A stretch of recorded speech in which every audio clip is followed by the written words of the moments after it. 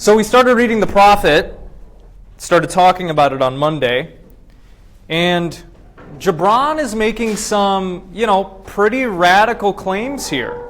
He's not providing explicit arguments for his views. He's talking rather mystically about how we should live our lives and what our relationship to the world is. Last time we talked about a bunch of different topics. We talked about love and how, at least according to Gibran, love and how it can lead us to having a relationship with the divine is something that is extremely important, something that should be the primary motivation of our lives, something that we should lead our lives with. We talked about children and relationships, and Gibran argued there that, children, they have their own individual, unique identities. Those should be respected. We should not try to make our children exactly like us. With respect to marriage, he thinks relationships are great. We should love people. We should relate to people. But we shouldn't seek to squash the individuality of our partner. We shouldn't try to bind them to us so strongly that they cannot individuate, that they can't follow their own dreams or desires. And then finally, we talked about giving and receiving and eating and drinking. And Gibran sketched for us kind of a weird, mystical picture. He seems to conceptualize the universe as being an organic unity in which God is all and we are God and God is in us, and we're engaged in this perpetual game or cycle of giving and receiving. And that the universe couldn't function if this wasn't the case. Thus, we should give, and we should give generously. We should not give without fear or expectation of reward, and we should join the giver in their joy of giving. And because we bear this kind of relationship to the universe, to God, whatever you want to call it, he says we need to change how we're relating to our food. We're not thankful enough for it. We don't think often enough about what it took for that food to get on our plate, what went into that process, how many animals had to be killed. Thus, we should eat and drink with gratitude. And he even says at one point that, he implies, our lives would be a lot better if we ate with presence and intentionality, and we, ate as an act of worship to this incredible, beautiful existence that we have. However, we didn't finish the first part. And I'd like to do that today because we didn't end up getting to two really interesting topics. So we're going to look at those first, and then we'll move on to part two. You wrote these topics down on your last sheet, which is why I thought we should go over them and talk about them a little bit, see what you all think. We're going to talk about work and joy and sorrow.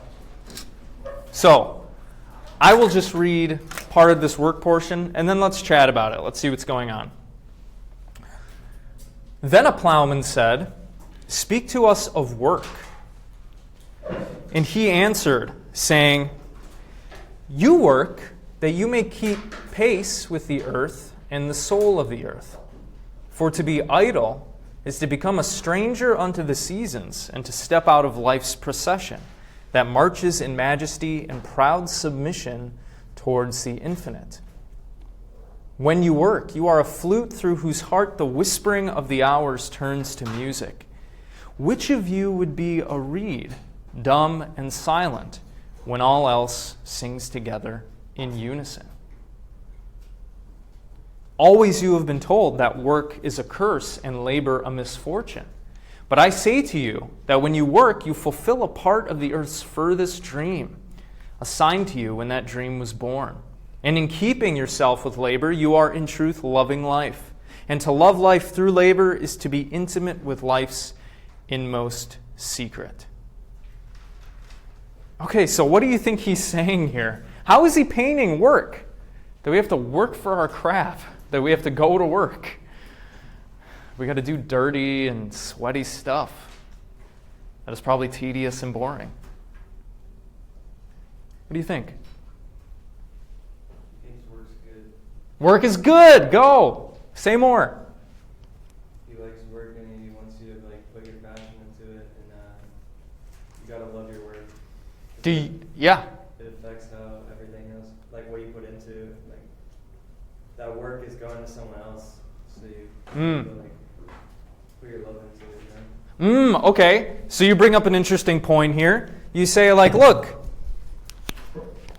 something about our work.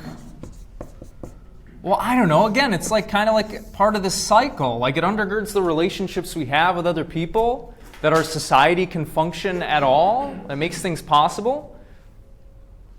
Do you agree? Is work good? Should we love our work?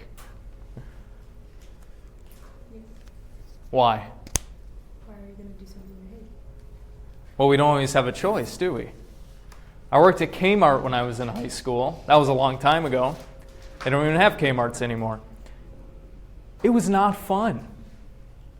I didn't love it. But I showed up, I did my work, all right, I gotta go stock now, all right, gotta go to the register. Was I wrong for feeling like, I don't want to go to work today? No. No? Yes. Yes, I was wrong. I should have joyfully grabbed my work. Do y'all have jobs? No. I've been trying to get one. Do you love your job? When you talk to your boss in the morning, you're like, "What's up, boss? I'm so happy to be here, man. Oh, yeah, great work day." Is that how y'all approach your work? Yes. Really? I do not believe you. And then you like look away sadly. Right. And then you let your face turn back to normal when you don't have to put on your customer service face, right? Or no? Do you actually love your work? Tell me about it. Emma, where do you work? Tell me about your work. So I work for an apartment that's being built, so I'm like in a lot of customer service and sales. And Okay. but like I find it fun. Like I'm like good at it. Like I like talking to people. So like talking to my boss isn't like a bad thing. And then also it's not like high standards, so it's like a very good relationship. Okay. So it's not bringing you misery. Yeah. So it's also about like the people that you work with, not just what you do at your work. Okay. So maybe, I mean, understandably, how we feel about our work is going to be informed by all of these factors. Yeah. Whether our coworkers are assholes, whether our boss, is a dick. The rest of you love your work? What do you do? I used to work at a golf course, Okay. and it was like a pretty like higher tier golf course. Like people spent a lot, like tens of thousands of dollars to play. Did you make tips? Yeah, it wasn't that good. Most of them were assholes to me. Okay. But like a lot of the guests there, they felt like everything was entitled to them, and they didn't have to do much just because like they paid a lot of money, and like they wouldn't I wouldn't say like see me as a human being, but they just saw me as just like someone who just like works there, and they didn't really care like what I did or anything. They kind of look down on you a little bit, Yeah. maybe? And I would have to talk to them because like that's like what we were told to do. Like we have to make conversation, and then some of them would just like upright ignore me and just be like, "Bro, don't talk to me." I guess like it's my job, bro. So I think like work, you don't have to like love it, but like as long as you like push through and actually do your job, then that's okay. Like, you don't have to put your full effort into it. As long as you're doing what you're supposed to do, you don't have to go above and beyond unless like you actually do enjoy the work. Okay. But if it's like something like you're just like getting to pass by, like a lot of like lower level families, like the parents and like the teenagers, they're just having to work so they can live. And like they're not gonna put their full effort into it. Like especially at the teenager level, like you're gonna be working at McDonald's, bro. Yeah. You're not waking up like Or a Kmart, yeah, you get out of school and something happens at school or something, you're not gonna be A-okay and happy and ready to go work at McDonald's. It's just some like things you messed up their order. Yeah. Okay, so you can kind of empathize with the people who say, I don't love work. Like, look, work is hard. I got to go to this place that I don't own. I got to work for someone making crap I don't even get to keep. I get a minuscule share, maybe you might think, of the profits that are generated from my labor. This is the Marxist critique. I mean, he says we're alienated from our work. The way the labor system is set up is it alienates us from other people. It's a rather cynical view, right? Is there truth in it, though? Or maybe we can accept the truth and still do what Gibran is prompting us to do here. What do you think? Well, I feel like it can go in both ways, just depending on where you work at. Because where I've worked, since I used to work with like kids when I used to teach at my church, Oh, cool, yeah. it was, even though I didn't really like it, because I wasn't like not a little bit older than toddlers, I think like 6 to like 9 levels. So that's like Young kids, they're not always easy to, they would get on my nerves, but I still did it. I still was able to like put aside that and just be able to teach them properly. So it's like you can sort of accept what you're doing, but at the same time there's another job where it's like it's hard to accept that. Like what? Can you think of any? Maybe like Oh, what? The army. The army? Like a lot of people may not support the war, but they still like want to fight. Right. That raises a difficult question. Like, look, most of us probably don't love our jobs more than everything else in our lives. I don't think there's anything wrong with that. But we live in this complicated society in which there's this division of labor, there are a bunch of different jobs, there are a bunch of different moving parts. I think we could all empathize with the person who comes to dislike their job and doesn't want to go there. But what do you say to the person who thinks that they're actively making society worse on account of their job? Maybe you feel this way, or you know someone who feels this way. What should we tell those people? Like, for example, somebody signs up for the army because they want their college paid for down the line. They don't agree with the military policy, but they're still going to do their job. Maybe they'll be, compelled to kill people. They don't want to kill people. Can joy be found on that path? Yeah. Say that again? Yeah. Say more. Why do you think so? Not everything's always good. Okay. There's always a good, the good side. You're getting your tuition paid. Maybe you can make friends in the army because I've heard the army becomes a family and everything. But you might be subjected to do bad things. But there's a benefit to it. Okay, so it's all, Find joy. it's like perspective, Yeah. you're kind of You saying. just have to look at it in a different way. Okay. What do the rest of y'all think?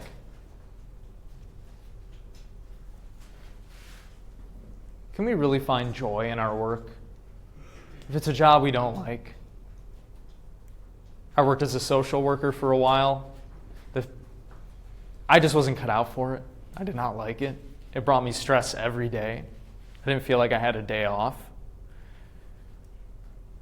Was I wrong for feeling that way? Should I have just looked at things from a different perspective? Yeah, Emma? It depends on the person also. Like some people are more emotional, so like maybe working in with children, getting taken out of their homes isn't for you if you're an emotional person. Sure. It kind of depends on the person's personality and what they're cut out for. And Okay. you're willing to sacrifice for that job. Okay. Yeah, Ava.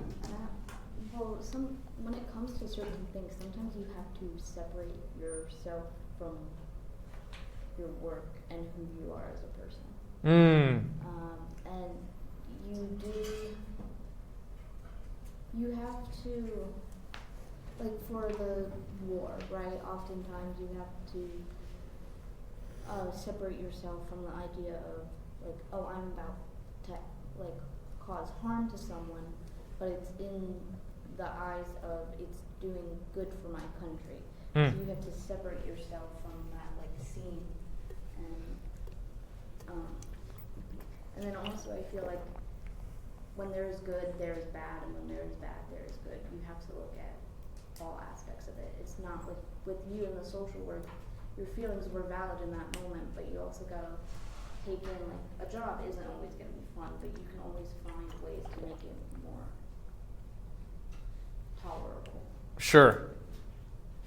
Yeah. Like with my job, the people I work with are very funny, so that makes it easier. Where do you work? I work at Publix, so it's not terrible. So there are worse jobs, you're saying? They make it fun. Yeah. Do you like going to work? I like the paycheck. All right. Yeah, exactly. Yeah. Okay. Do you think you can find joy in your work? If you do what she said and look for things you enjoy in work, yeah. Okay. So maybe he's onto something here? I don't know. It seems like y'all agree with him. Like, yeah, you should try to find joy in your work. You also only live once, so you know, enjoy. Find something you enjoy. I mean, like my parents have always told me, because I've always wanted to be an English major, but they've always told me, go with something that like will make you money. But a part of me is like, I only lived once. Why not? Do something I enjoy, or incorporate that thing I enjoy to another aspect of my learning. So like, I'm not majoring in English, but I'm hoping to minor in it. Sure. Like, it's kind of ways of balancing that out. Yeah, Everything. maybe the key is, achieving some sort of balanced view on these things. I took the path of following what I loved and what I loved studying. Now, there are pros with that, but there are also cons. Because I have no financial security whatsoever.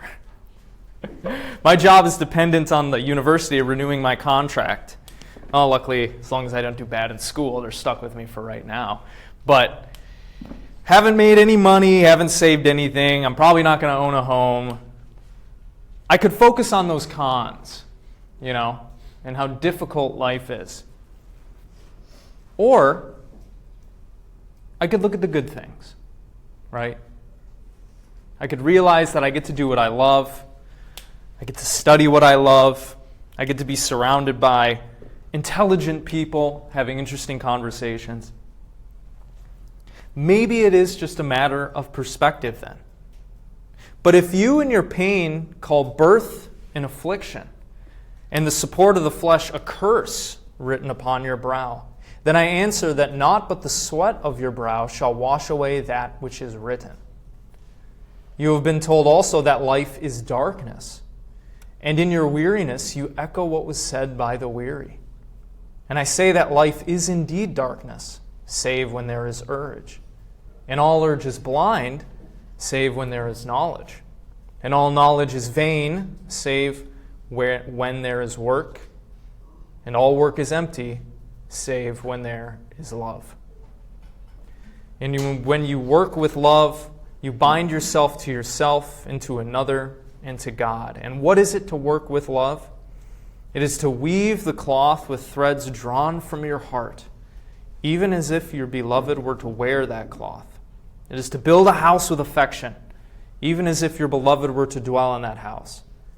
It is to sow seeds with tenderness and reap the harvest with joy, even as if your beloved were to eat that fruit.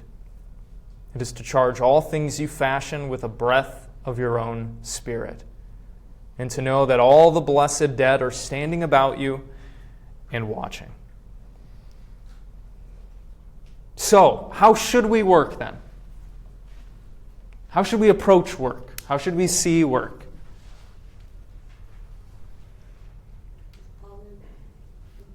Positive attitude.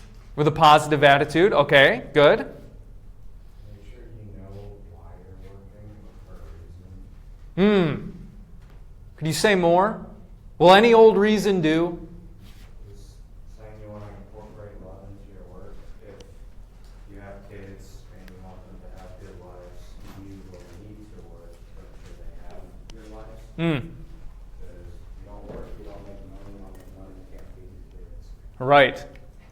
Yeah, so maybe if you're having kids and you don't like your job, you can change your perspective by, keeping them and how much you love them front and center. What if you don't have kids? How should you approach work then? Helping your family, maybe? Your mom, your dad, Sure. helping your loved one. Maybe keeping them front and center, like, yeah, I'm doing this, because I want to help my family out, I love them. What if you don't have a family? Do it for yourself. For yourself? As like a form of love for yourself?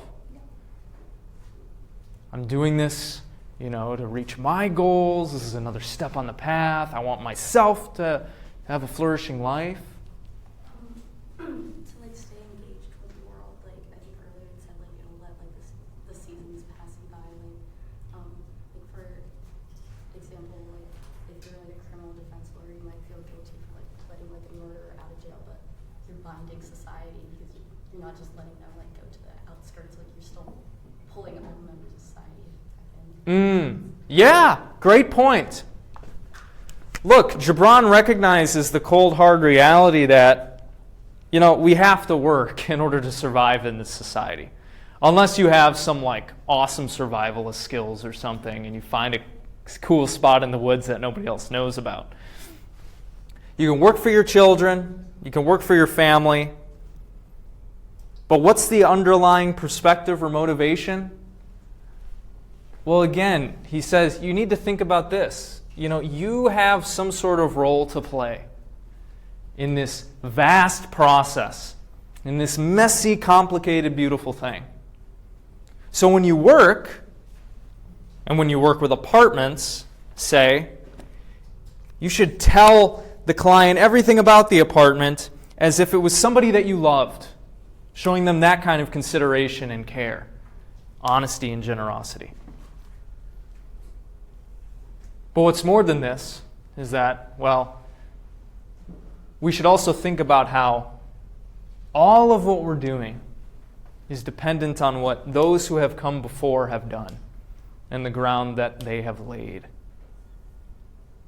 Do you agree with that? Or do we have perhaps no obligation to think about those who came before us? We shouldn't think about them at all. What do you think?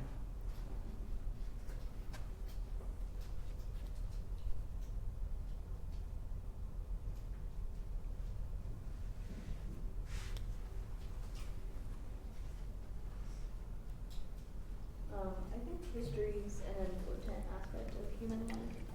It's a way for us to reflect on us as like a society, a way we can grow from it. But unfortunately, humans often repeat the history they created. But most of the time, it's a good way to reflect on ourselves and our role in society. Sure. Yeah. So we can work with gratitude, maybe. We can work with keeping, all of this in mind, that those who came before me, if it weren't for them and what they did, my life wouldn't be possible, perhaps. And live with that kind of love and intention and work with it. He finishes here. Often have I heard you say, as if speaking in sleep, he who works in marble and finds the shape of his own soul in the stone is nobler than he who plows the soil. And he who seizes the rainbow to lay it on a cloth in the likeness of man is more than he who makes the sandals for our feet. But I say, not in sleep, but in the over-wakefulness of noontide, that the wind speaks not more sweetly to the giant oaks than to the least of all the blades of grass. And he alone is great, who turns the voice of the wind into a song made sweeter by his own loving. Work is love made visible. And if you cannot work with love, but only with distaste, it is better that you should leave your work and sit at the gate of the temple and take alms of those who work with joy. For if you bake bread with indifference, you bake a bitter bread that feeds but half man's hunger. And if you grudge the crushing of the grapes, your grudge distills a poison in the wine. And if you sing as though as angels, and love not the singing, you muffle man's ears to the voices of the day and the voices of the night. So, we should work with, a positive, grateful attitude. We should infuse love in our work. We shouldn't work indifferently. We shouldn't think of it as tedious, as below us.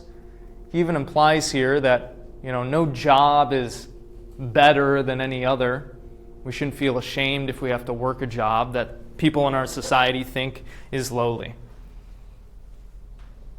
And just imagine what kind of world we might have if people did think and work this way. We're all guilty of working with distaste or indifference, right? But Gibran is saying that's getting off on the wrong track. Okay, finally, let's just finish off this first part. A lot of y'all wanted to talk about joy and sorrow, so let's do that. Could I get someone to read this? Yes. Then a woman said, "Speak to us of joy and sorrow." And he answered, "Your joy is your sorrow unmasked, and the self-same well from which your laughter rises was oftentimes filled with your tears. And how else can it be? The deeper that sorrow carves into your being, the more joy you can contain.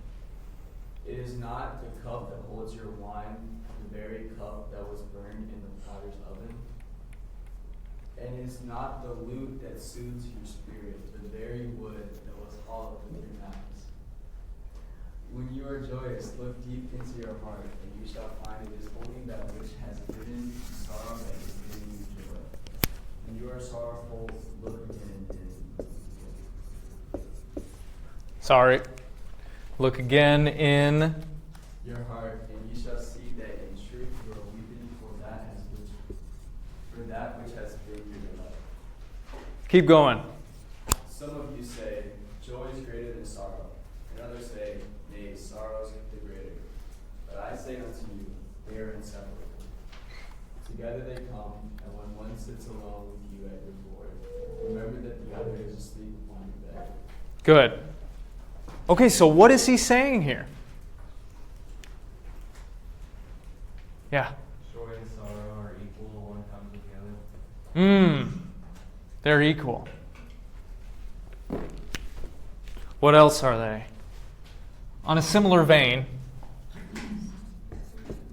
right, inseparable.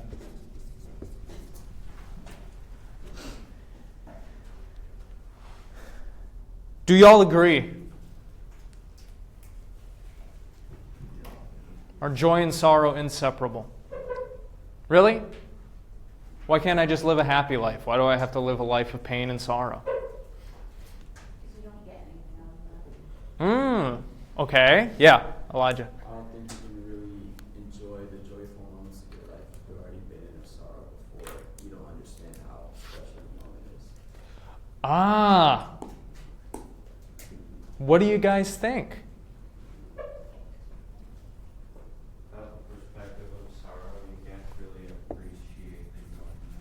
You can't appreciate it. Okay? Do y'all actually agree with that?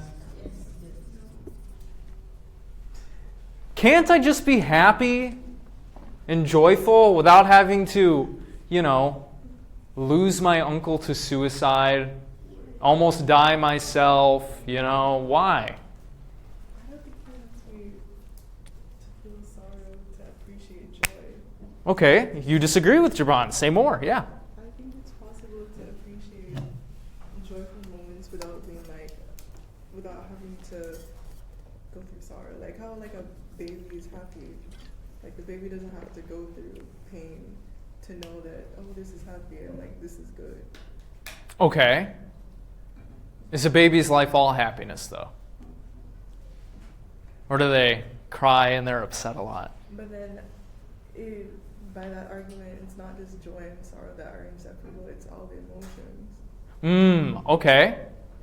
Yeah, Diana. I think that if you only live in joy, it just becomes your normal and you don't really know what real joy is, because it's just what you do every day. If my life is just joy, then when what is joy. It's just my normal.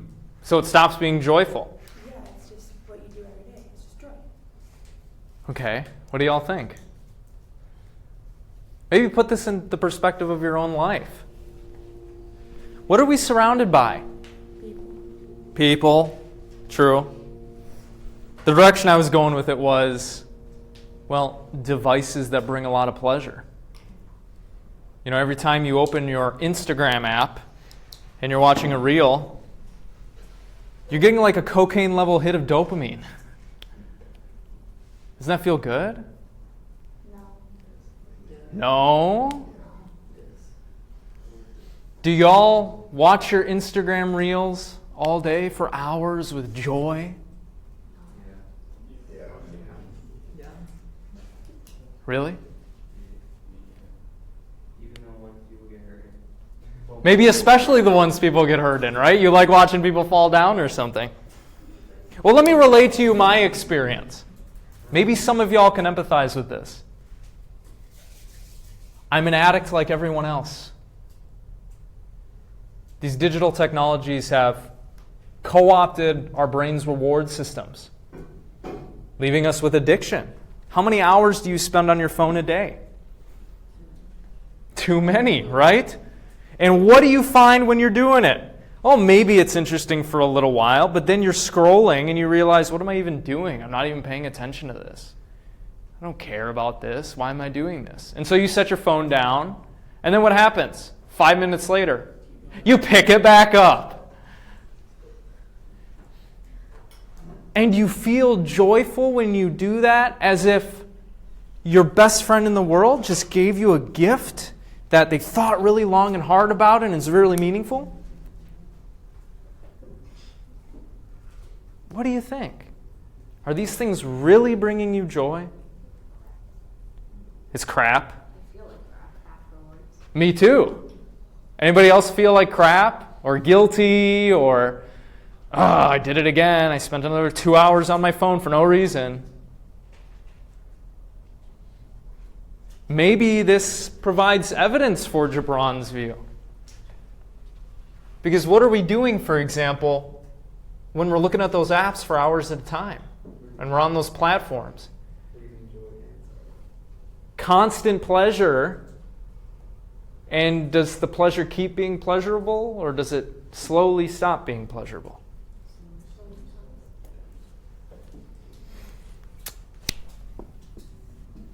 Maybe we're not made for lives of constant pleasure. What do you think? Can you really appreciate the pleasures and the joys without the pains and the bit of suffering? I'm asking you, I'm not telling you. The bad part is what makes the joy like sweeter. Okay. So you agree with him? Do all of you agree? Friedrich Nietzsche once said that joy and sorrow are twins. And this is paraphrasing. They grow together and shrink together. Gibran and Nietzsche are on similar wavelengths here. They would both have you believe that, the extent to which you felt sorrow is directly related to the extent that you can feel joy, and vice versa. So if you've never really had anything bad happen to you in your life, how much pleasure and joy you can get is capped. Do you agree?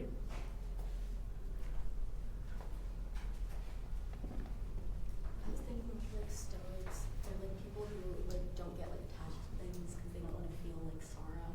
And I feel like they get less joy because they're not letting themselves feel the sorrow of like being scared of something.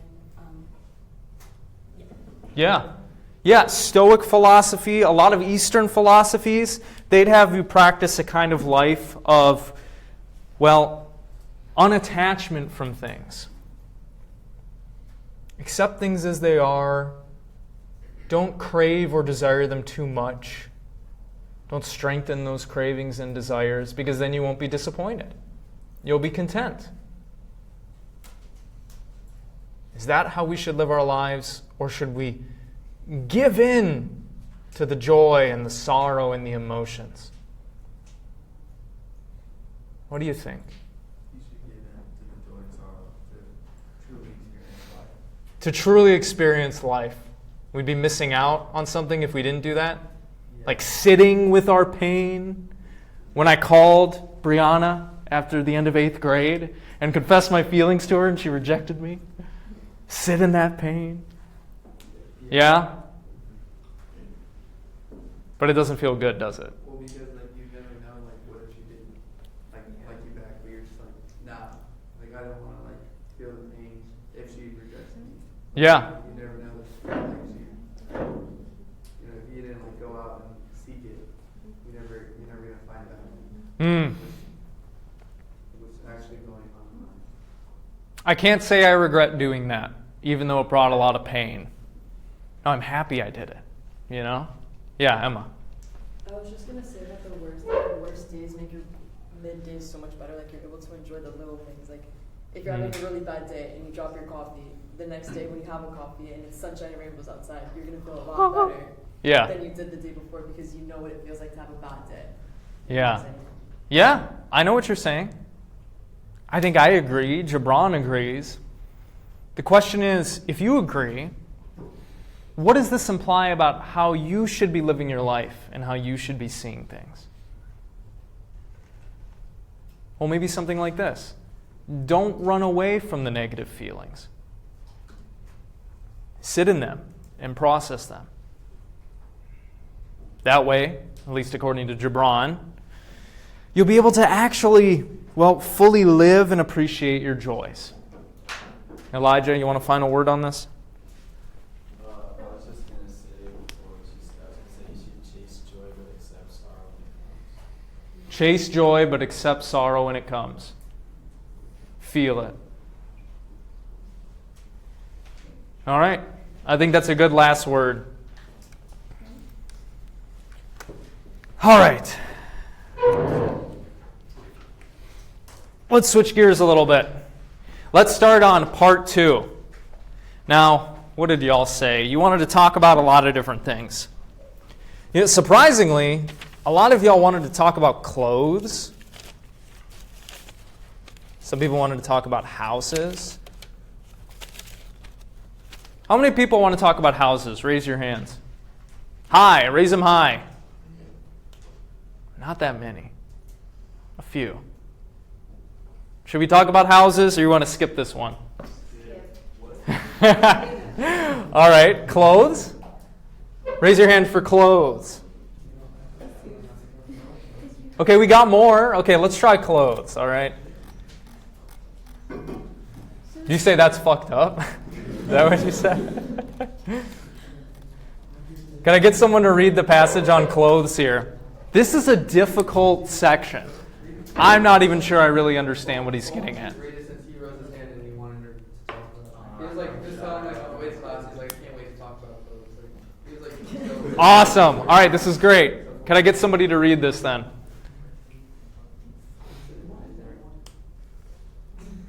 Patrick, will you read it? Yeah.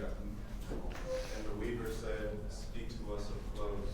And he answered, "Your clothes conceal much of your beauty, yet they hide not the upright. And though you seek in garments the freedom of privacy, you may find in them a harness and a chain. But that you could meet the sun and the wind with more of your skin and less of your raiment, for the breath of life is the sunlight, and the hand of life is in the wind. Some of you say it is the north wind who has woven the clothes we wear. And I say, it was the north wind, but shame was his loom, and the softening of his sinews was his thread. And when his work was done, he laughed in the forest." Okay. What's going on here? What's he talking about with respect to clothes? Yeah. He doesn't like clothes. He doesn't like clothes. Okay, say more. Why do you say that? Because we're hiding the beautifulness of our body. We're hiding our beautiful bodies. Okay. What do the rest of y'all think? What is he saying about clothes?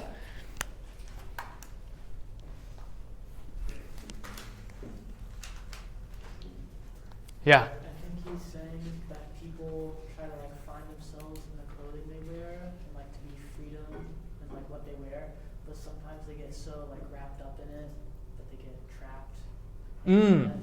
Trapped how? Like they get so caught up in like expressing themselves with their clothing that becomes their main importance. So sometimes people can get, I don't know, wrapped up, to use a funny little pun image, in caring about something that doesn't really matter, namely, I don't know, clothes. Yeah, what else is he getting at?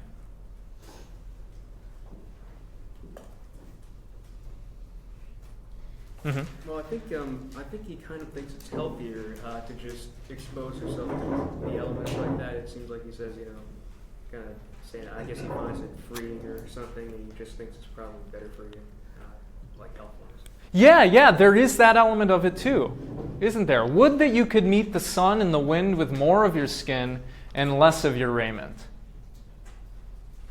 So he thinks there's something about clothes that is getting in the way of us properly relating to nature?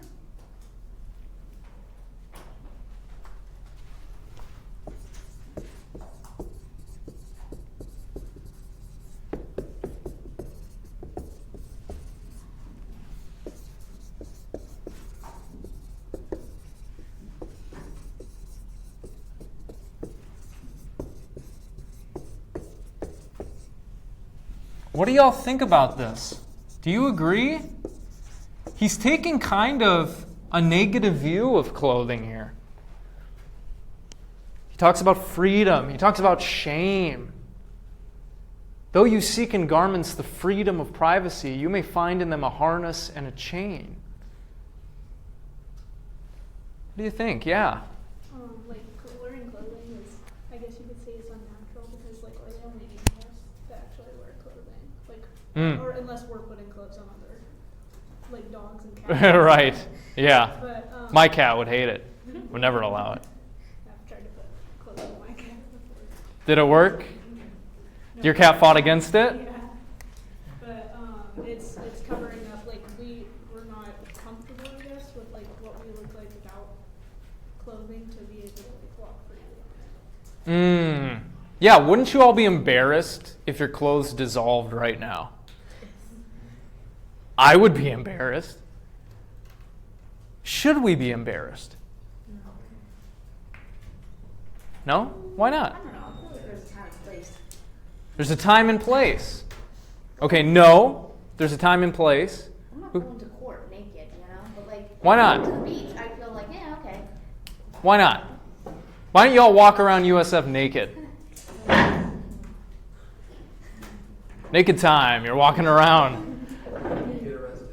You get arrested. Okay, good. Why else? I think it depends on your beliefs. Okay.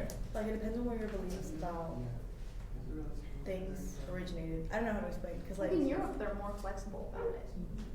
Like there are topless beaches Yeah. and stuff? We don't really have that here, do we? Except California. But California is weird. And maybe a wave is coming through. I don't know. But yeah, would you be embarrassed if your clothes don't fit right? Or if your clothes don't look good? Or if all of a sudden your clothes disappeared when you were out at Starbucks? Yes, but I think that's because society forces you to feel that. Ah, okay. Say more about that. I guess it originates from like religion in some aspects, like the concept of the first sin, and that if we didn't commit the first sin, or like Eve hadn't like taken a bite of the apple, we wouldn't be afraid of our bodies. But because that's originating from the Bible, we became aware of our bodies and became self-conscious. Gibran is saying something similar, right? He's saying something about, our use of clothing is connected with shame. Now, is that good or bad? Should we be ashamed? I think that's wrong. I mean, like a lot of people use clothing to like express like how they feel. Mm. They like to use clothes to like display their fashion sense or to like to show like they're more caught up in like recent trends. And then also like why would you be like say if like we walk around naked like and out of the form, like why wouldn't you want to see like a 5-year-old like just see your like bare body? I think that's morally that doesn't make sense. And like now like if you were to do that you'd be on the sex offender list. Right. There would be serious problems if y'all walked around campus naked, right? And it's not like constraining you, it's more like just putting respect to your body, because if you're just aimlessly showing it around, that's just like, you're just a hoe. So, you don't respect yourself anymore. okay, so you've said a few things here. One thing you said was, well, like, look, we don't have to have this shame relationship with clothing. Like, a lot of people use clothing to express themselves, right? Or communicate with others. To do things that we don't think are bad. It might be good. Yeah? But then the other aspect is, like, look, we've also built this social system such that, yeah, you have to wear clothes. There are norms about the kind of clothes you should wear out there. Otherwise, people will, I don't know, call you a hoe or whatever else, right? Call you a snob, I don't know. Our society has an interesting relationship with clothing. Now, it's obvious Gibran here thinks that, well, in large part, that relationship we have to clothing is not good and healthy. Maybe sometimes we use it for those good purposes, but he thinks we're being ashamed or embarrassed about something, namely our bodies, that we shouldn't feel shame and embarrassment about. And thus, because we have this complicated relationship to clothing, well, it can be limiting for us. You end up not going out with your friends because you just can't find the outfit that looks good. You end up perhaps only going to certain places because you only have certain clothes and not going to other places. You try to hide yourself, maybe. So, how should we feel about clothing moving forward? What kind of relationship should we try to cultivate with it? Because society isn't going to just all of a sudden say, everybody's nudists, let's go. Right? No, right? I think it's just more of like a positive way of looking at how clothes affect you individually. Okay. And rather, like, I always say that, like, the clothes aren't, like, you're not meant, I don't know how to say this, but it's like you aren't, like, you don't have to fit yourself into the certain clothing. Rather, like, you have to just work with the fabric. Like sometimes, especially for women's sizing, it's insane. Like I'll go to one store and I'll be like one of the smaller sizes, and then I'll go to another store and be like one of the bigger sizes. And that shouldn't affect the way I look at those clothes. It's just how the clothes were manufactured. But it does sometimes stoke uncomfortable feelings, right? Yes, but that's because society told me to feel that way. I need to feel that way, so I can choose to feel that way whether or not I want. Okay. Yeah, what do y'all think? This is kind of off top, but I feel like in terms of clothes, I think the world would just be a lot more boring without. It's a different outlook. Like Yeah. Everyone woke up today and like decided what they wanted to wear, whether it be to like have an impression or just how they felt, whatever they wanted to wear. And I think that like it's like what you said out, like you can speak about yourself, express yourself. I think that's really important. And without that, like you're kind of missing an aspect to like a fun thing in your day, I guess. So we can use clothing for like healthy and joyful purposes. It doesn't have to be a chain, maybe.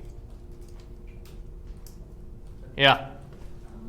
I do agree that the world might be less boring, but I think what he might be trying to get at is that we would see each other as ourselves without having these like preconceived notions based on what you're wearing, just seeing them as like a human being.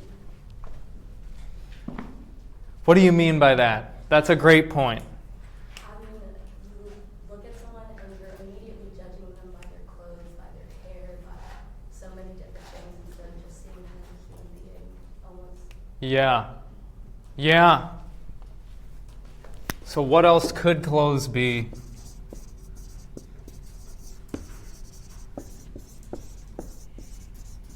It can be a barrier.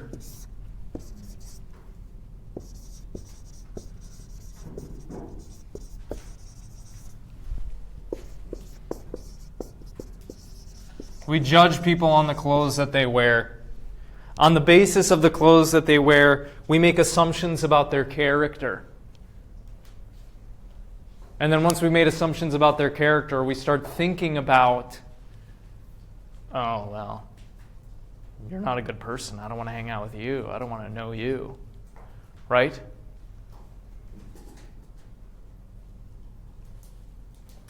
Clothing can be, well, a barrier to actually seeing people for who they are, if we're not looking at them appropriately. It can lead us to form incorrect and bad assumptions. Y'all agree? Or do you disagree? Maybe you think, for instance, that, look, there's an important function that clothing serves in our society. Shame is not always bad, you might think. People should wear clothes. Or should we all be nudists? I think sometimes shame is necessary, but I think it's more when it comes to harm. Okay. Clothing is a superficial thing.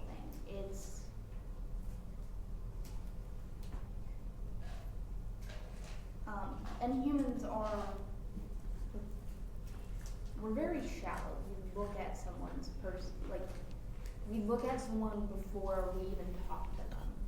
But I think that sometimes serves as a way of protection.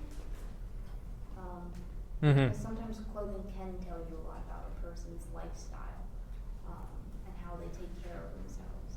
I mean, of course, sometimes it's like they only have certain resources available to them, but sometimes it's necessary. It serves a purpose when it needs to. Other times it often is abused, almost, the idea of it. Great point. Yeah. So I don't know how y'all relate to your clothes. But what Gibran is saying here is, well, we're almost certainly doing things that we shouldn't on the basis of something that might be superficial. It might not matter that much. But you're free to agree or disagree here. I see his points. Then again, I don't want to see everybody naked. Maybe you feel the same way. I don't know. Okay. Let's move on to the next thing, buying and selling. Some of y'all want to talk about this. Got to get someone to read this.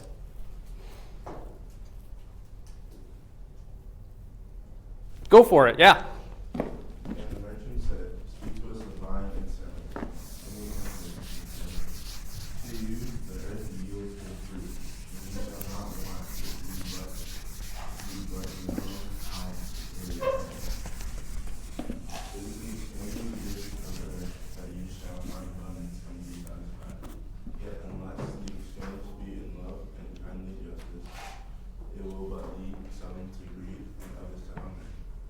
When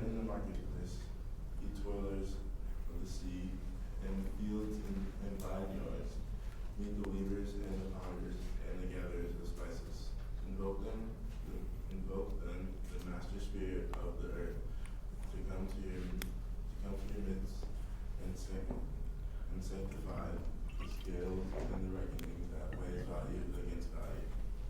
Okay, good. What is he saying here? What's going on with buying and selling? Yeah. When you're buying something, you shouldn't be doing it out of you should do it more out of necessity. Seeing like what the other person needs, like he wants it to be more fair than more like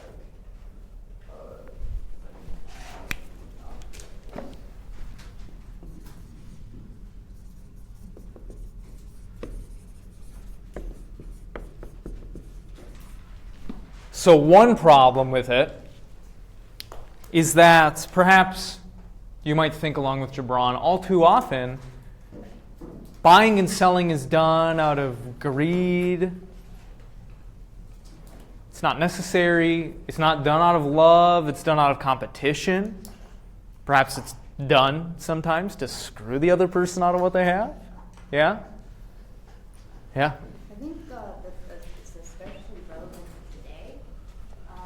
The concept of overconsumption has become a big thing on social media. Okay.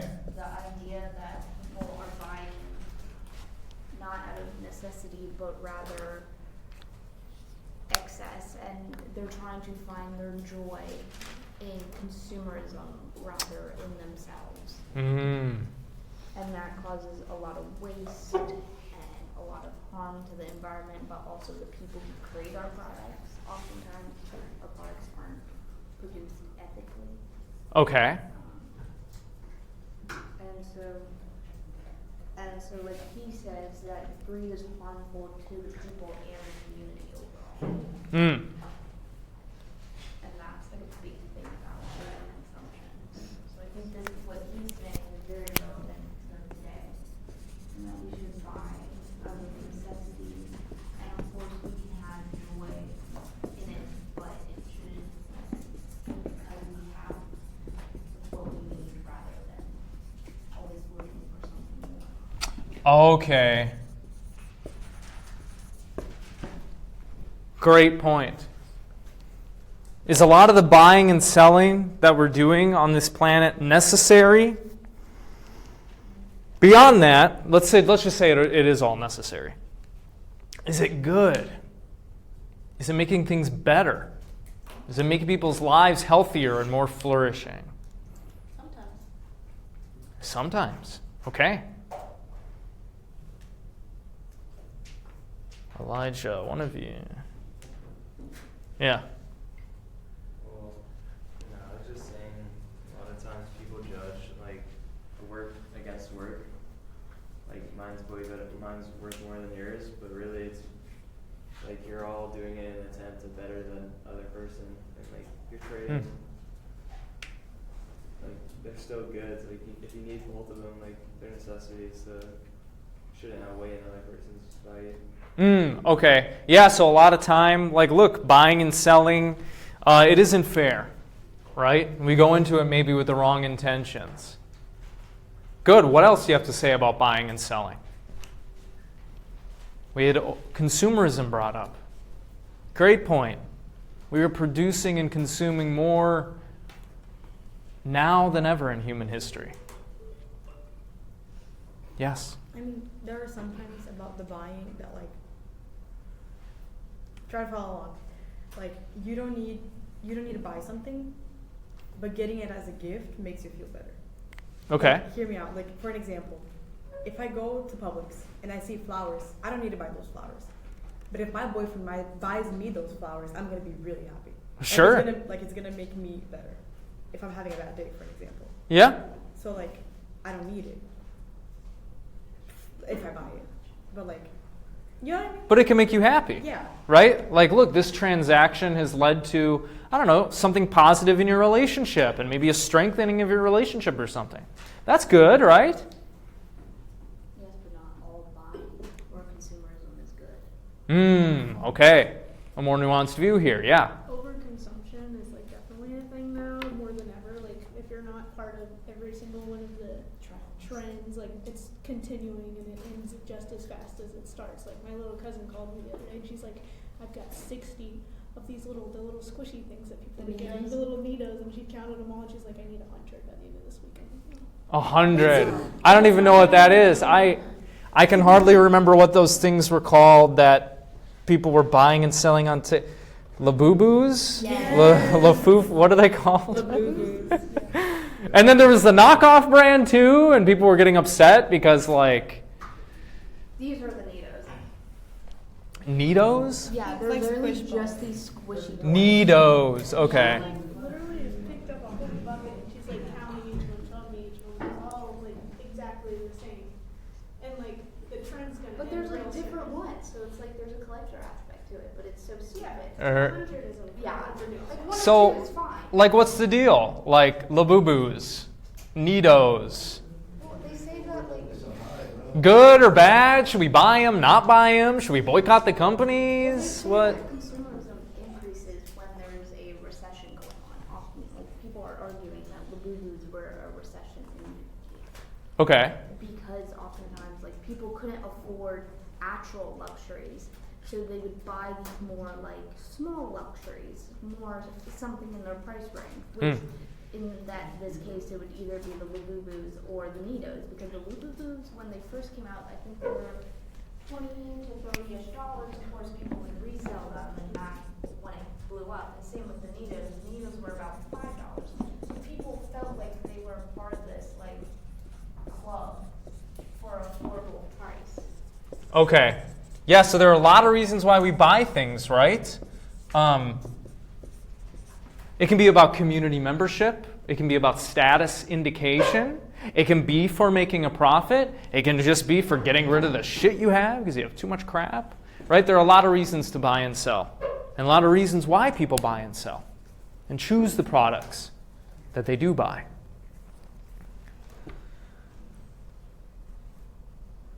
What do we think about the majority of transactions on this planet? Do people have the appropriate relationship with buying and selling? No. I think a lot of times people do that out of fear. Out of fear. Why? Why do you think that? It could be fear that your product will lose value or that the other product will gain value, so you need to own it, but it's also fear that you might not have enough. Okay. And this living based on fear is... Okay. Yeah. It could also be like off of greed. There's like, for example, like working card scalpers.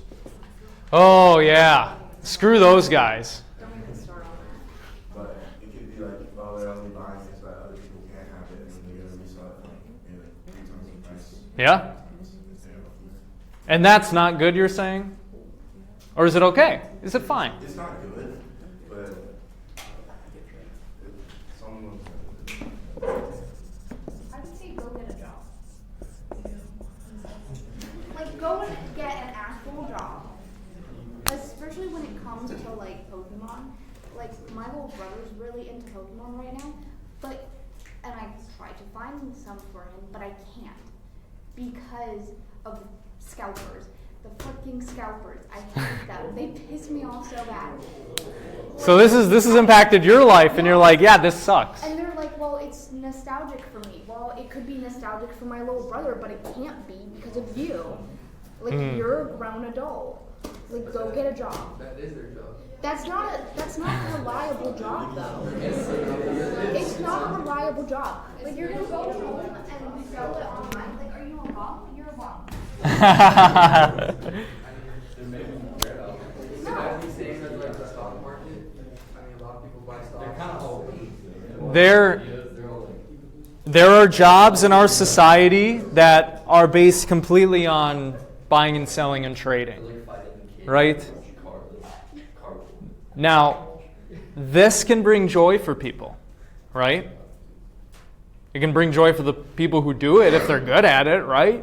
Yeah, they're making a lot of money. They get to live a better life. Maybe they get to help their family out. Who knows? But it can also bring pain, right? Little kids There don't... needs to be a balance. And there is no balance. Okay. Wouldn't that be like a communism world? So maybe we are missing something. maybe the problem isn't the buying and selling inherently, but it's about the intention, Or the it's about the goal, it's about the motivation. What do you think? the extent which people do it at. Okay. Our economy would not function without buying and selling. You wouldn't be able to eat your Cheetos without buying and selling. Okay? You wouldn't be able to have Instagram without buying and selling. So, how should we look at it? What should we encourage? How should we buy and sell? Emma. I feel like everything happens in moderation. Like, you can't have too much of anything in life. So it's like, you can't have too much joy, like we said, because then you won't have sadness and stuff like that. So like buying and selling, like it's all about in moderation. And also like, if buying stuff makes you happy, like so be it. Like consumerism, like although it's like like you can say it's like a scam, like it's quick and it spends a lot of money, and but it also helps the economy on another end. And like if it makes you happy, like so be it. I once dated someone who, she loved going shopping when she was sad. Exactly. You know, It does work. which is the complete opposite of me. I hate spending any money, okay? But it did bring her joy, you know? But is that joy sustainable? No joy is sustainable. No joy is sustainable. Especially when it comes to shopping. If you have a bad day and you buy Starbucks, your day's better. Yes, but I'd rather work on my source of sorrow than just a quick fix. And I feel like shopping is a quick fix. Shopping changes your life. Maybe it depends on different people, right? Like, look, buying something isn't going to do much for me. And plus, I can't afford it. Okay, so I'm not going to buy anything if I don't have to. But for some people, buying something like a new blouse completely changes their day, right? Completely changes their mood. It makes them really happy. And buying allows us sometimes to give gifts, right? And gifts can be a source of joy. So this is a messy topic. I mean, there are no perhaps clear answers here. But it might behoove us to, reflect on why we are buying and selling. How we are buying and selling. Perhaps that would be wise. Because there are joys that can come from it. There are certainly sorrows that can come from it. And sorrows that can be perpetuated because of it. Like little kids not being able to get their Pokemon cards. Okay, good. Let's just do one more and then we'll take a break here. We're going to talk about crime and punishment. Not the Dostoevsky book, okay? Can I get someone to read this? Go for it. Loud and proud. Then one of the judges of the city stood forth and said, "Speak to us of crime and punishment." And he answered, saying, "It is when your spirit goes wandering upon the land, that you alone, unguarded, commit a wrong unto others, and therefore unto yourself. And for that wrong committed must you knock and wait a while unheeded at the gate of the blessed. Like the ocean is your God self, it remains forever undefiled, and like the ether it lifts, but the wicked, even like the sun, is your God self, and knows not the ways of the mole, nor seeks the holes of the serpent. Okay. But your God self dwells not alone in your being, but much in you is still man, and much in you is not yet man, but a shapeless pygmy that walks asleep in the midst, searching for its own awakening, and of the man in you would I now speak. For it is he, not your God self, nor the pygmy in the midst, that knows crime and punishment, and the punishment of the crime. Oftentimes I heard you speak of one who commits a wrong, as though he were not one of you, but a stranger unto you, and an intruder upon your world. But I say that even as the holy and the righteousness cannot rise beyond the highest in which is in each of you, so the wicked and the weak cannot fall lower than the lowest, which is in you also. And as a single leaf turns not yellow, but with the silent knowledge of the whole truth. Got an illustration. Okay. I would agree. Go. Keep going. So the wrongdoer cannot do wrong without the hidden will of you all. Like a procession, you walk together towards your God self. You are the way and the wayfarers, and when one of you falls down, he falls for those behind him, a caution against the stumbling stone. And he falls for those ahead of him who, though faster and surer of foot, yet remove not the stumbling stone. Okay, stop here. What? What's going on here? What is he sketching out? Yeah. Kind of saying like the people. It kind of seems like I don't think he's justifying crime, but he's basically saying like it's happening because of the environment or like shaping them to do these things. Okay. Whether it be like people or just wherever they're from. Okay. What do the rest of y'all think? Ava? Crime often reflects the problems in society, and that everyone kind of had a responsibility when it came to kind of forming this person. Okay. Okay, great. Yeah. I think it kind of like goes back to the idea that we're all one, that like one person isn't like separate from everybody else, like because they're criminal, if we're in that position, we might not make the same decision.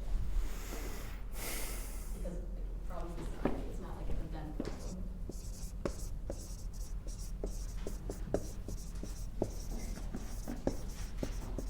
These are some of the assumptions he's working with, right? Yeah, you're right.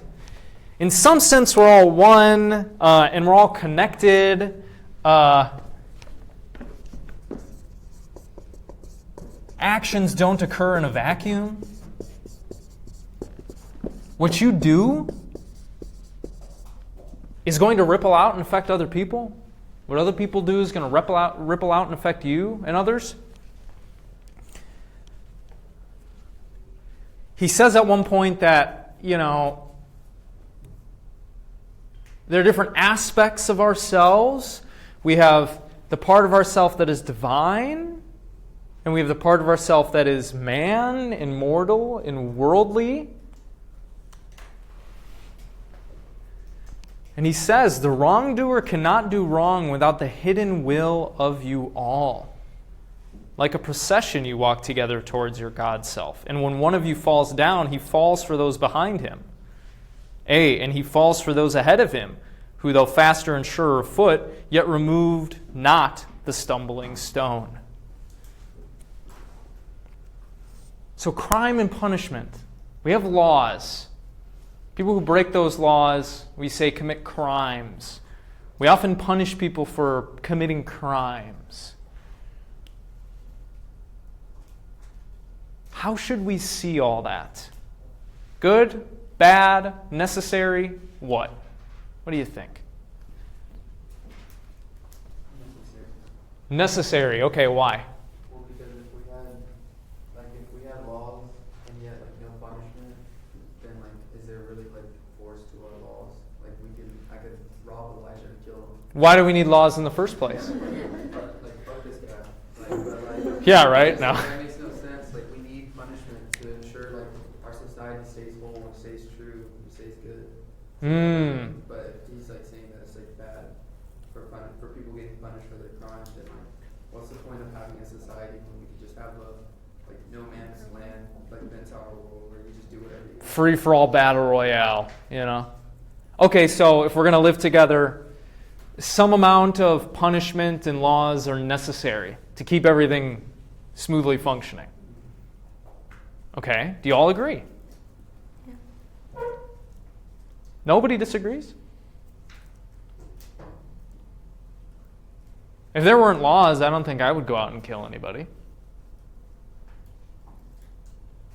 Fred? I think the fact that laws are made by lawmakers do not give them authority. I think that it makes the law not good. Okay. I think it should be run by code, by algorithms. Okay. Why? Well, because not everyone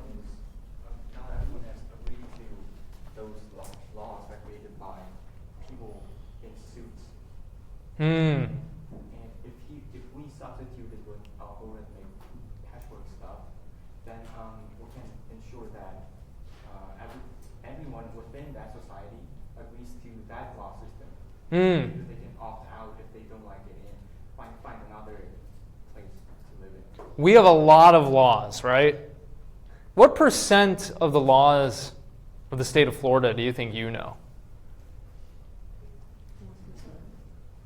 Maybe like 0.1% for me? I don't know. Like, I know generally how I'm supposed to behave, right? But I don't know all these laws. Did we agree to all of these laws? Did we have a hand in forming all of these laws? I didn't.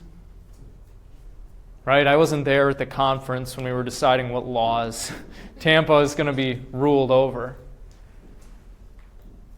But maybe we don't have to. This is a question of human nature. What are humans naturally like? And are laws necessary if we're going to live together? Thomas Hobbes says yes. He says if we have a situation where there are no laws and therefore there is no justice, because humans are rational creatures that are fundamentally motivated by emotions like fear, they will resort to violence to achieve their ends and look out for themselves and their property. So he says, we need a sovereign or an authority in society who legislates and holds people to the laws so people don't do bad shit to each other. Sounds like a lot of you agree. So if it's necessary, all right. But then the question is, are all of our laws good? Are they making things better? And consequently, well, what is punishment doing? Is punishment good? Are we punishing people correctly? Or maybe our priority shouldn't be punishment but something else? I don't know. What do you think?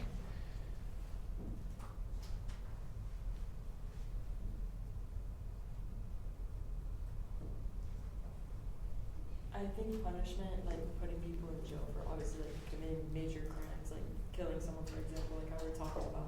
I think that's necessary because again, like it instills fear in us.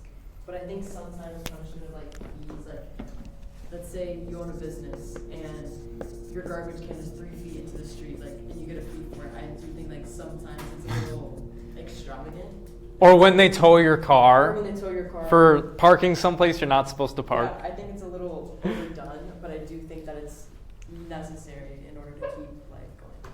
Okay. Yeah, Sage. I feel like what's more necessary than punishment is reformation. Reformation. Okay. Rehabilitation. Rehabilitation, yeah. Why? Because I think that people need to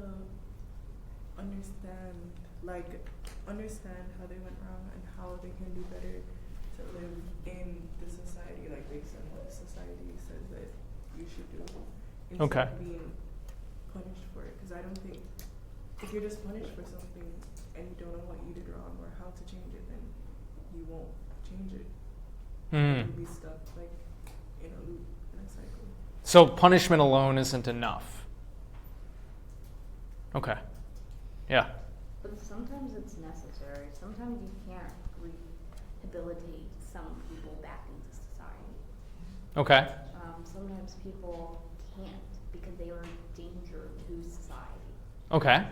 I think for the most part, yes, for like petty crimes or if the person was young, I think it can help quite a bit, especially if the person had mental health issues involved. But there are some people you cannot bring back into society, like serial killers. Like that's a whole nother ballgame. Because something is what, wrong or broken with them? Something's not functioning correctly in their head. Okay. I guess you would say they're broken. I'm spitballing, you know. Right, yeah, no, but yeah. Okay. Well, it seems like a lot of y'all accept that We shouldn't get rid of crime and punishment. And, well, maybe we should get rid of crime if we can. But we shouldn't get rid of punishment. Because punishment plays an important social role. A necessary social role. Gibran might agree. That isn't his focus, though, in this passage. What does he say? The wrongdoer cannot do wrong without the hidden will of you all. And then later, and this also, though the word lie heavy upon your hearts, the murdered is not accountable for his own murder, and the robbed is not blameless in being robbed. The righteous is not innocent of the deeds of the wicked, and the white-handed is not clean in the doings of the felon. Yea, the guilty is oftentimes the victim of the injured, and still more often the condemned is the burden bearer for the guiltless and unblamed. You cannot separate the just from the unjust and the good from the wicked, for they stand together before the face of the sun, even as the black thread and the white are woven together. And when the black thread breaks, the weaver shall look into the whole cloth, and he shall examine the loom also. Thus, if any of you would bring judgment to the unfaithful wife, let him also weigh the heart of her husband on the scales, and measure his soul with measurements. And let him who would lash the offender look unto the spirit of the offended. And if any of you would punish in the name of righteousness, and lay the axe unto the evil tree, let him see to its roots. And verily, he will find the roots of the good and the bad, the fruitful and the fruitless, all entwined together in the silent heart of the earth. And you, judges, who would be just, what judgment pronounce you upon him who, though honest in the flesh, yet is a thief in spirit? What penalty lay you upon him who slays in the flesh, yet is himself slain in the spirit? And how prosecute you him who in action is a deceiver and an oppressor, yet who is also aggrieved and outraged?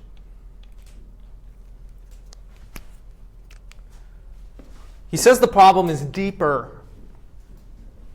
We might need punishment and laws and these things. But everyone, he says, is implicated when somebody does something bad. Why? Well, it's because, in some sense, we're all in this together. Our actions don't occur in a vacuum. What we do informs the society around us. And so we are all co-creators of this environment that we're living in. Thus, he thinks we should focus instead on what our own heart posture is like and whether or not we're cultivating an environment for goodness and justice. What do you think? Is he right or wrong? This is kind of a radical claim. I think he's right to a degree that a lot of crime is, at least to an extent, the result of, someone's conditions, like being in poverty.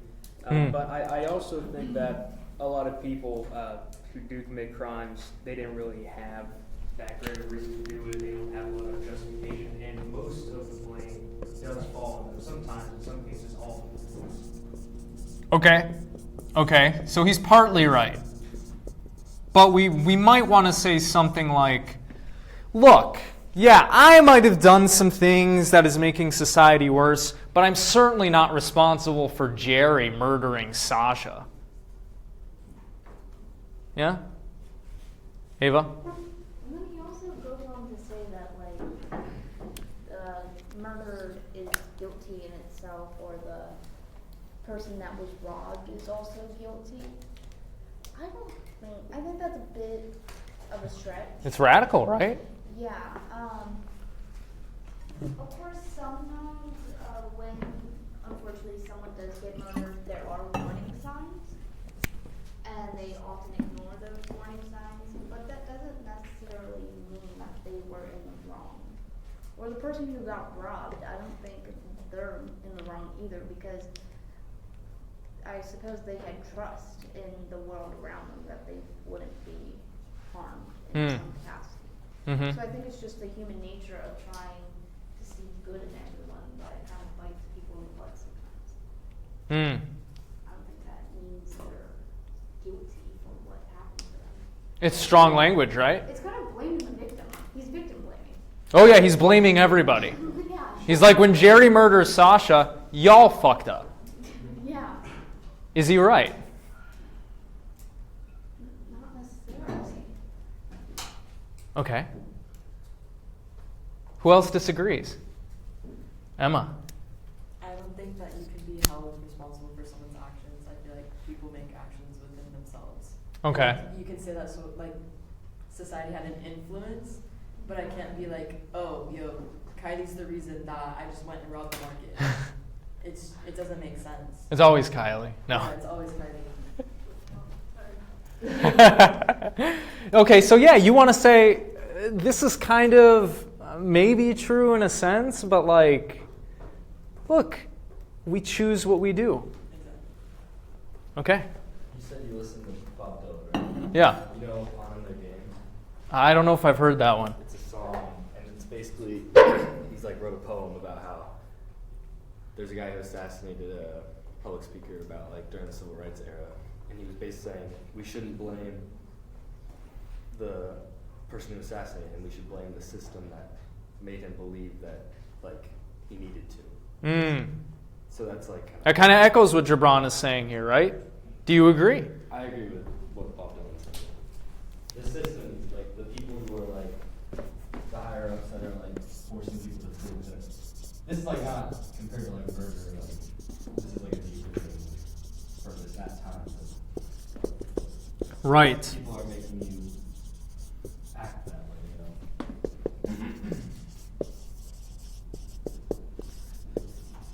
It's a little bit hard to suss out what he's saying here. I know, right? I can use y'all's terminology sometimes. But clearly he thinks like, look, yeah, sometimes punishment is necessary. Sometimes we gotta, lock people up. But really, all of this is on the surface, and it is obscuring a more basic rot or problem underneath. Which one? Should. He goes on to say, how shall you punish those whose remorse is already greater than their misdeeds? Is not remorse the justice which is administered by that very law which you would fain serve? Yet you cannot lay remorse upon the innocent, nor lift it up from the heart of the guilty. Unbidden shall it call in the night, that men may wake and gaze upon themselves. And you who would understand justice, how shall you, unless you look upon all deeds in the fullness of light? Only then shall you know that the erect and the fallen are but one man standing in twilight, between the night of his pygmy self and the day of his God self, and that the cornerstone of the temple is not higher than the lowest stone in its foundation.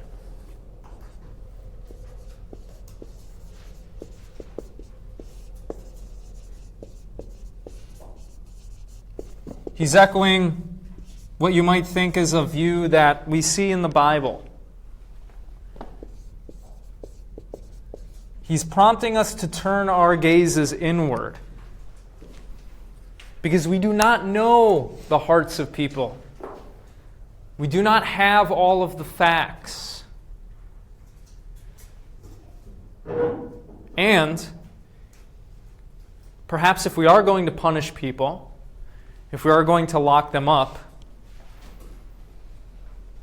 that should prompt us to reflect on, well, what am I doing to impact this environment in which we found that murderer or in which that rapist was raised?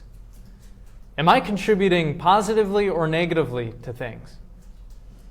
In some sense, he's echoing Jean-Paul Sartre in his Existentialism is a Humanism, where Sartre says, when one person acts, they legislate for all of mankind. And what he means by that is that when you act, you're basically saying, this is what I have decided is right, this is what I'm going to do, and since I'm doing it, yeah, y'all should do this too. This is the right way. Now, perhaps we can't avoid thinking and acting like that, or punishing people, or locking people up. But ultimately, where should our priority lie? Not in punishment, but in making this as good and healthy and flourishing as we can. So hopefully this crime stuff and these bad deeds don't happen. Yay or nay? Yay. All right. Take a break. We'll come back, talk a little bit. I have a nice little activity for you.